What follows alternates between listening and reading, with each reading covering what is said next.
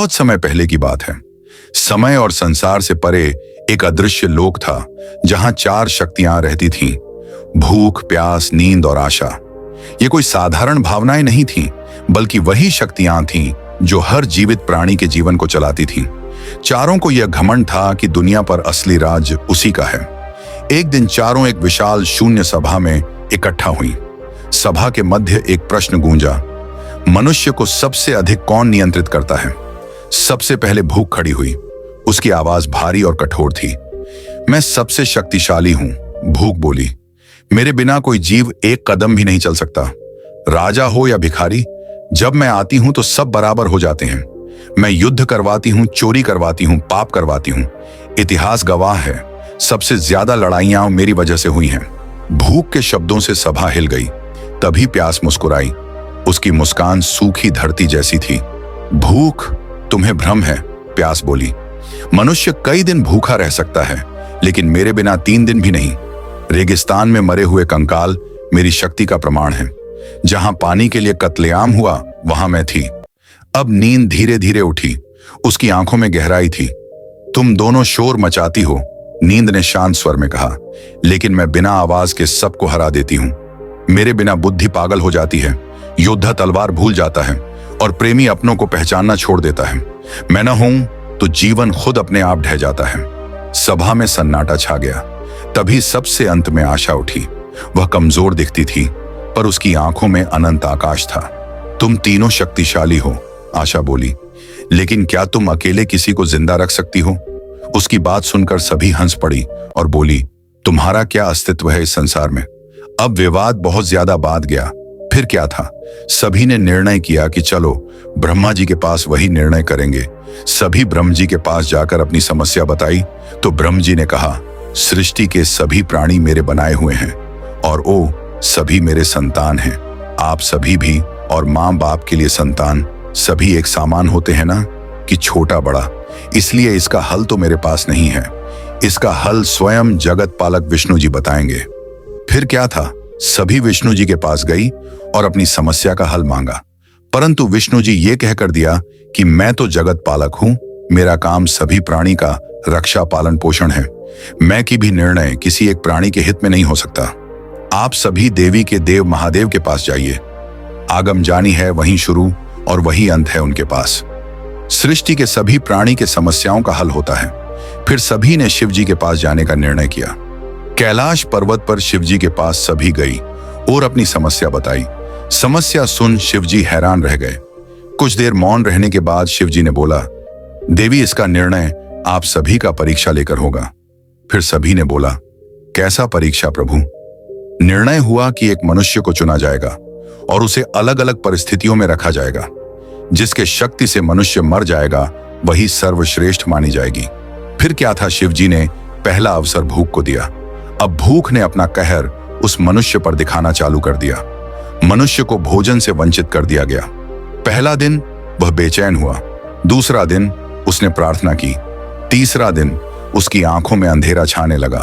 भूख गर्व से बोली, देखा प्रभु मेरा प्रभाव, अब यह मनुष्य अवश्य मर जाएगा।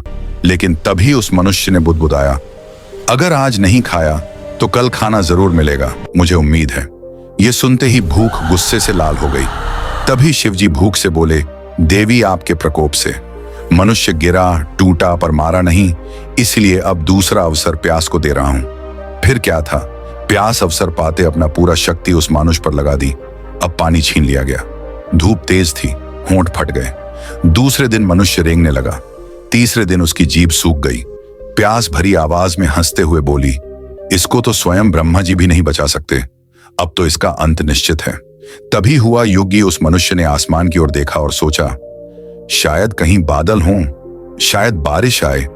इतना सुनते ही प्यास आग बबूला हो गई और बोलने लगी, प्रभु ये असंभव है।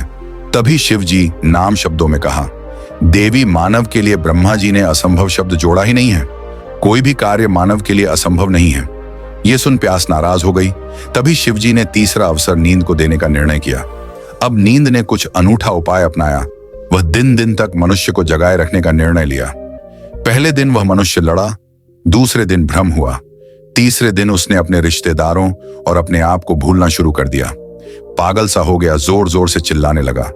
तभी नींद ने तीव्र आवाज में कहा, अब देखो मेरी असली ताकत, अब तो ये मारने ही वाला है। तभी शिवजी ने नम्र आवाज में कहा, देवी, आप जो ध्वनि सुन रही हैं, वो उसके पीड़ा का है, परंतु जरा शांत मन करके उसका शब्द सुनिए। तो जब नींद ने शांत मन करके उस मनुष्य का शब्द सुनी तो हैरान रह गई और बोली, प्रभु, ये कैसे संभव है कि कोई मनुष्य इतनी पीड़ा होने के बाद भी ये शब्द बोल रहा हो। शिवजी ने पूछा, वो शब्द क्या है देवी? नींद बोली, प्रभु, ये मनुष्य अभी भी जीवित रहने का इच्छा रखता है। इसका शब्द है, प्रभु आप मुझे बचा लेंगे। फिर क्या था, भूख, प्यास और नींद तीनों एक साथ बोल उठी। इससे यह स्पष्ट होता है कि मानुष कभी भी मारना ही नहीं चाहता, चाहे कितना भी कष्ट क्यों ना हो। शिवजी बोले, देवी, इसका तो उत्तर अभी मैं भी नहीं दे सकता, क्योंकि अभी अंतिम परीक्षा आशा का बाकी है। इतना कहकर आशा से बोले, देवी, विलंब न करते हुए आप भी अपना परीक्षा लीजिए। अब सबसे कठोर परीक्षा थी। आशा बोली, प्रभु, उस मनुष्य से सब कुछ पहले ही छीन लिया गया है, फिर भी नहीं मरा। अब मैं उस मनुष्य के सामने जाकर एक भविष्यवाणी करूंगी। शिवजी जी बोले, जैसी आपकी इच्छा। वह मनुष्य पूरी तरह टूट चुका था, बस उम्मीद के सहारे जी रहा था कि तभी उसके सामने एक जिन प्रकट हुआ और बोला, तुम जिस चीज के लिए उम्मीद लगाए जी रहे हो, वो तुमको कभी नहीं मिलने वाली। इतना कहकर वो जिन गायब हो गया। अब मनुष्य इस बात को सुनकर हताश हो गया। सोचने लगा, अब कुछ भी नहीं बदलेगा, न खाना मिलेगा, न पानी, न नींद और न ही कोई आने वाला कल। फिर मेरे जीवन का क्या मकसद? वह तुरंत अपने आप को मार डाला। यह देखकर भूख, प्यास और नींद के पैरों तले जमीन खिसक गया। अब शिवजी बोले, देवी, सभी ने अपना अपना प्रकोप दिखाया, परंतु मनुष्य तब मरा जब उसका उम्मीद टूट गया। इसलिए कोई भी बिना उम्मीद के जीवित नहीं रह सकता। पिता को पुत्र से, गुरु को शिष्य से और भक्त को भगवान भविष्य में कुछ अच्छा होगा, इसी उम्मीद में रहता है। तभी वो आने वाला कल के लिए जीवित रहना चाहता है। जब उम्मीद, आशा और लक्ष्य न हो तो जीवन का कोई महत्व नहीं। इसलिए आप सभी में सबसे श्रेष्ठ देवी आशा है। सभी ने तुरंत माना कि आशा ही सर्वश्रेष्ठ है। अगर आप भी शिवजी के विचार से सहमत हैं तो आपका दिल जो बोले कमेंट में जरूर लिखें और चैनल को लाइक एंड सब्सक्राइब जरूर कर लें।